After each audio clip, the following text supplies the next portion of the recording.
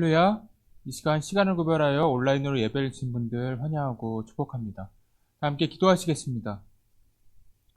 사랑과 은혜가 풍성하신 하나님 아버지, 오늘도 귀한 생명을 허락하셔서 주님의 음성을 들을 수 있도록 인도하여 주심을 감사드립니다. 이 시간 저희들이 마음을 다하고 뜻을 다하고 힘을 다해 주님께 집중하기 원합니다. 주님께서 주시는 말씀을 놓치지 않게 하시고 그 말씀대로 살아갈 수 있도록 용기와 결단의 마음을 허락하여 주시옵소서. 이 시간 말씀을 듣습니다. 말씀을 전하는 자와 말씀을 듣는 모든 성도님들이 함께 은혜 받고 변화되는 귀한 시간이 될 수 있도록 인도하여 주시옵소서. 이 모든 말씀 사랑의 예수님의 이름으로 기도드립니다. 아멘. 오늘 우리 계신 하나님의 말씀은 사사기 17장 1절에서 6절까지의 말씀입니다. 에브라임 산지에 미가라 이름하는 사람이 있더니 그의 어머니에게 이르되 어머니께서 은 1,100을 잃어버리셨으므로 저주하시고 내 귀에도 말씀하셨더니 보소서 그 은이 내게 있나이다.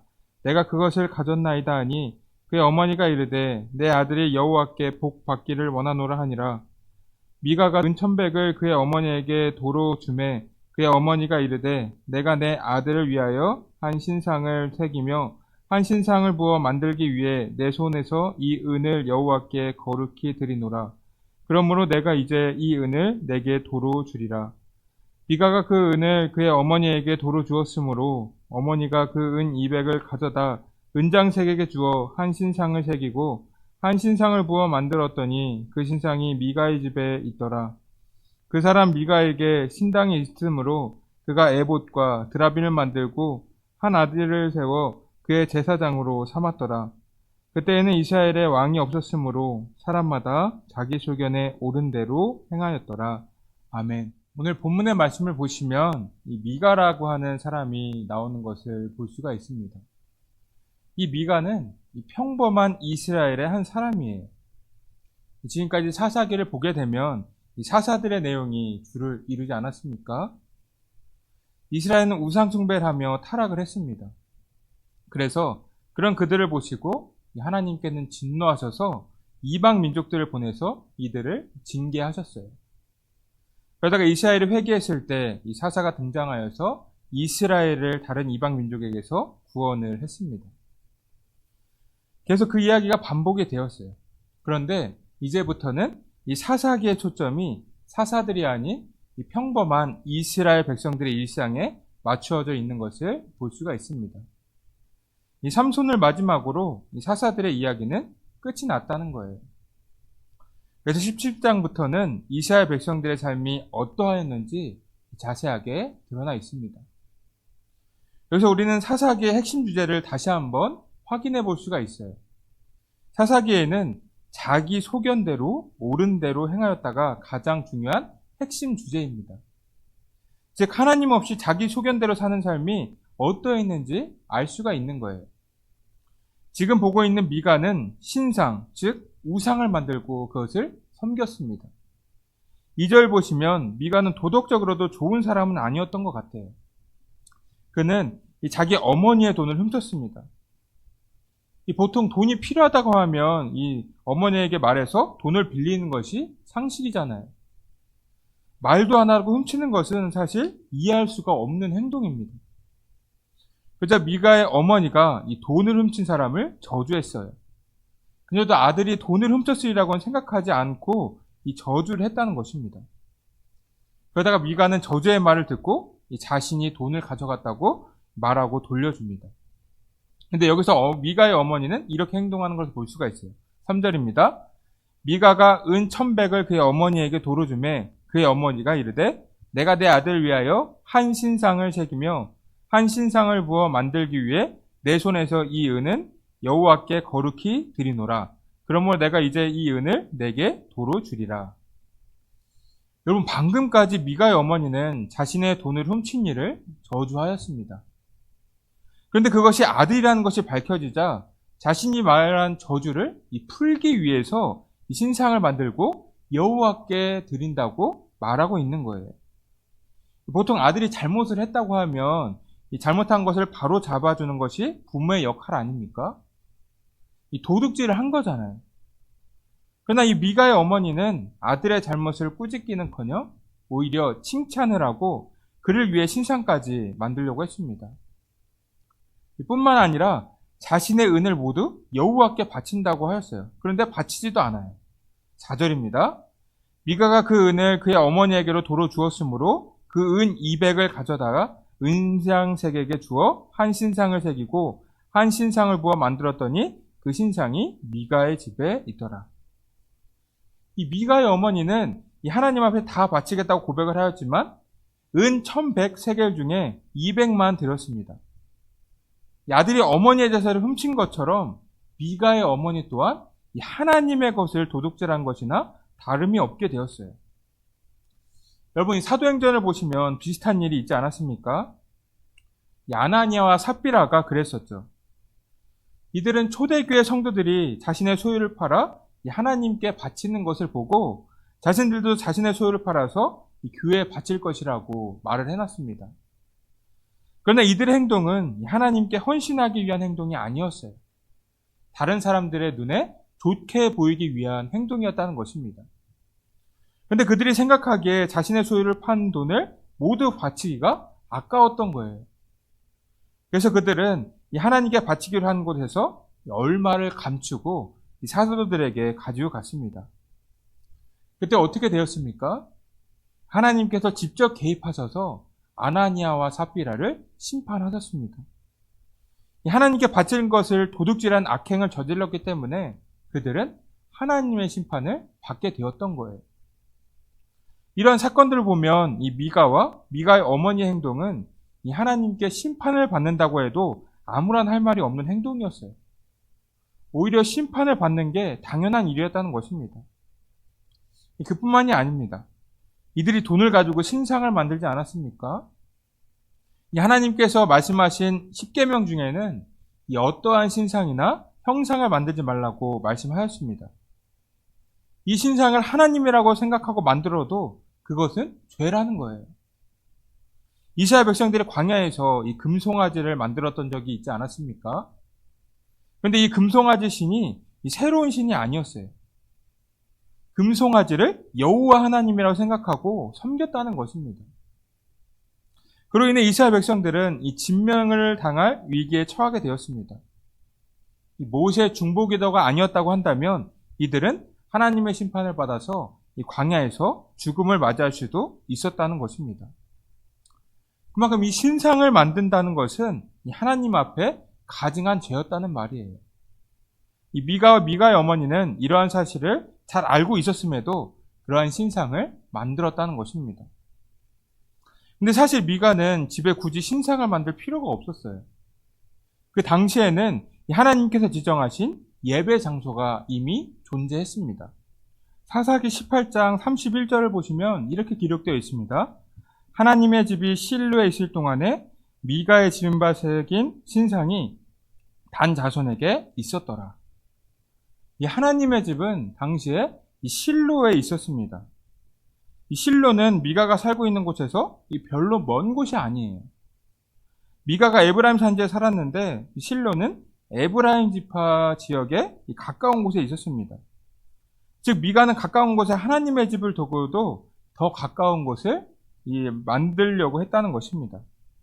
그렇게 자기의 집에다가 이 신당을 세우게 되었어요. 여러분, 요즘 비대면으로 집에서 예배를 드리는 분들이 굉장히 많아지지 않았습니까? 요즘은 유튜브로도 이 좋은 설교를 많이 들을 수가 있습니다. 옛날처럼 이 교회 반드시 가지 않아도 이 듣고 싶은 말씀을 이 핸드폰만 있으면 언제든 들을 수가 있는 시대가 되었어요. 이 열심히 말씀을 사모하는 것은 좋은 일입니다. 그러나 우리가 게을러지기 시작하면 안 된다는 거예요. 이 교회에서 예배를 드릴 수 있음에도 내가 편한 대로 내 마음대로 신앙생활하는 것은 주님께서 원하시는 일이 아니라는 것입니다. 여러분, 집에서 예배를 드릴 때와 이 교회에서 예배를 드릴 때의 차이점은 무엇입니까? 이 몸과 마음가짐이 달라진다는 거예요. 집에 있으면 누가 뭐라고 할 사람도 없으니까 편하게 입고 편하게 예배를 드릴 수 있지 않습니까? 그런데 이 교회에서 예배를 드리려고 하면 이 머리부터 발끝까지 신경을 많이 써야 합니다. 주님께 가장 좋은 모습으로 예배를 드리는 마음이 크겠지만 누군가의 시선이 신경 쓰여서라도 잘 차려입게 되죠. 일단은 신경을 많이 쓰게 된다는 것입니다. 또 함께 교회에서 찬양하고 기도를 하면 이 자극을 받으면서 더욱 주님께 헌신할 수 있는 계기가 생기기도 하죠. 그렇기 때문에 우리는 이 편리한 생활을 경계할 필요가 있습니다. 이 게으르고 나태한 것은 주님께서 원하시는 일이 아니라는 것입니다. 오히려 그것 때문에 주님을 만날 수 있는 기회를 놓치게 될 수도 있다는 거예요. 이 말씀으로 다시 돌아와서 10절을 보시면 이 미가가 제사장 한 사람을 고용하는 것을 볼 수가 있습니다. 그 조건은 이렇습니다. 미가가 그에게 이르되 내가 나와 함께 거하여 나를 위하여 아비와 제사장이 되라. 내가 해마다 은열과 의복 한 벌과 식물을 주리라. 미가는 한 레위인 청년을 발견하게 됩니다. 그리고 이 레위인에게 제안을 하게 되죠. 우리 집의 제사장이 되어달라고 말합니다. 근데 이 레위인 청년은 그 제안을 수락하고 말죠. 여러분, 본래 제사장 직분은 이 레위 청년이 맡을 수가 없어요. 이 제사장직은 아론의 자손들만 수행할 수 있기 때문입니다. 민수기 18장 1절을 보시면 이렇게 기록되어 있습니다. 여호와께서 아론에게 이르시되 너와 내 아들들과 내 조상의 가문은 성소에 대한 죄를 함께 담당할 것이요 너와 내 아들들은 너희의 제사장 직분에 대한 죄를 함께 담당할 것이니라. 이 말씀을 보시면 하나님께서는 아론의 자손들에게만 이 제사장직을 맡기셨습니다. 따라서 다른 이들은 제사장직을 수행할 수가 없는 거예요. 자신이 제사장이 되고 싶다고 될 수가 없는 상황이었다는 것입니다. 그런데 이 레위인을 보면 미가의 집 제사장직을 수행하게 되죠. 이 레위인도 분명 이러한 하나님의 율법을 잘 알고 있던 사람입니다. 그럼에도 하나님의 말씀을 거역하죠. 이것에도 분명 이유가 있었습니다. 이 8절을 보시면 이 레위인은 거주할 곳을 찾아 떠드는 사람이었어요. 즉 살아갈 곳과 일할 곳을 찾아 헤매고 있었다는 것입니다. 그런데 미가가 이 자신에게 거주할 곳과 일할 곳을 제공하지 않았습니까? 거기에 흔들렸다는 거예요. 이것을 보면 이 하나님을 향한 순수한 열정에 의한 것이 아니라 육신의 편안함을 위한 선택을 했다는 것을 볼 수가 있습니다. 이 해마다 은열과 이 의복 한 벌, 먹을 것까지 받는다면 이 자신이 생활하는 것에는 아무런 문제가 없습니다. 오히려 이 다른 제사장들보다도 훨씬 더 좋은 대접을 받는 거예요. 그렇게 그는 미가의 집으로 들어가서 하나님 앞에 범죄하게 되었습니다. 오늘 이 말씀을 보시면 이스라엘 백성들의 타락상이 그대로 드러나는 것을 볼 수가 있어요. 평범하게 살아가는 이스라엘 사람들도 타락하였지만 하나님의 일을 하는 레위인조차도 타락한 것을 볼 수가 있다는 것입니다. 이렇게 된 이유는 무엇일까요? 바로 자기의 소견대로 마음대로 행하였기 때문입니다. 하나님께서 말씀하신 대로 따르고 살아야 함에도 이들은 자기 마음대로 살아갔다는 것입니다. 그들 안에는 하나님이 왕이 아니에요. 만약 눈에 보이는 왕이 하지 말라고 명령한다면 어떻게 행동하겠습니까? 이 벌이 무서워라서라도 악한 일을 행하지 못할 거예요. 그런데 하나님은 눈에 보이지 않으니까 그 말씀을 중요하게 여기지 않았다는 것입니다. 즉 하나님을 왕으로 생각하지 않고 자신이 왕이 되어서 마음대로 살아갔다는 것입니다. 이것이 사사시대의 모습인 거예요. 근데 여러분, 우리도 많이 다르지 않습니다. 우리도 우리 나름대로 생각하는 믿음 생활이 있지 않습니까? 누가 나의 방식이 틀렸다고 말하면 그것을 인정하지 않으려고 하죠. 우리에게도 완악한 마음이 존재하기 때문에 우리가 원하는 신앙생활을 하는 생각이 있다는 것입니다. 근데 중요한 것은 우리는 주님께서 바라시는 신앙생활을 해야 한다는 거예요. 여러분, 우리가 잘 아는 모세도 자기 마음 가운데로 행동할 때가 있었습니다. 그는 무리바에서 하나님의 명령을 거역했어요. 하나님께서는 분명 이 반석의 명령에서 물을 내라고 말씀하셨지만 그는 지팡이로 반석을 쳐서 물을 내었습니다. 하나님의 거룩함을 제대로 나타내지 못했어요. 본인 마음대로, 본인의 감정대로 행하였다는 것입니다. 그래서 그는 무리바에 있었던 일 때문에 가나안 땅을 밟지 못하게 되었어요. 여러분, 믿음의 사람이건 어떤 사람이든지 간에 이 사람은 눈에 보이는 것에 휘둘릴 때가 있고 감정에 휘말릴 때가 있습니다. 우리는 그 순간을 가장 경계해야 돼요. 그렇지 않으면 우리 또한 하나님께서 원하시는 믿음 생활이 아니라 우리 자신이 원하는 믿음 생활을 할 수도 있게 된다는 것입니다. 오늘 말씀을 준비하면서 이 복음성가 하나가 떠올랐습니다. 왕이신 나의 하나님이라는 찬양인데 이 가사를 들려드리겠습니다. 왕이신 나의 하나님, 내가 주를 높이고 영원히 주의 이름을 송축하리이다. 이 찬양의 가사가 우리의 삶의 고백이 되어야 합니다. 왕이신 주님께서 우리의 삶을 지배하시고 우리는 왕이신 하나님을 높이면서 하나님을 찬양하고 하나님의 지배를 받는 삶을 살아야 한다는 거예요. 이것이 주님께서 우리에게 바라시는 그리스도인의 모습인 것입니다. 여러분, 지금 사사시대 상황은 굉장히 심각합니다. 이스라엘 백성들부터 시작해서 종교 지도자들까지 본인들이 원하는 대로 신앙생활을 하고 있어요. 자기 생각에 옳은 대로 신앙생활을 했다는 것입니다. 그들 안에 주인이신 하나님이 없었다는 말입니다. 우리 또한 믿음 생활할 때 우리가 하는 일이 주님께서 기뻐하시는 일인지, 주님께서 말씀하시는 일인지 제대로 확인하고 나아가야 합니다. 우리가 신앙생활을 하는 이유는 주님께서 원하시는 대로 살다가 이 천국에서 주님을 만나기 위한 것 아닙니까? 주님께서 원하시지도 않는 믿음 생활을 하고 있다면 우리의 믿음 생활은 의미가 없어지는 거예요. 그렇기 때문에 우리는 우리의 삶을 돌아보면서 돌이킬 것이 있으면 돌이켜야 한다는 것입니다. 여러분들이 모두 자신이 원하는 신앙생활을 하는 것이 아니라 하나님께서 원하시는 신앙생활을 하셔서 주님께서 기뻐하시는 그리스도인들이 다 되시기를 주님의 이름으로 축복합니다. 이 시간 함께 기도하기를 원합니다. 첫 번째로는 우리가 우리의 생각을 내려놓고 주님께서 원하시는 믿음 생활을 하게 해달라고 기도해 주시고, 두 번째, 우리에게 연로하신 분들과 환우분들의 건강을 위해서 기도해 주시기 바랍니다.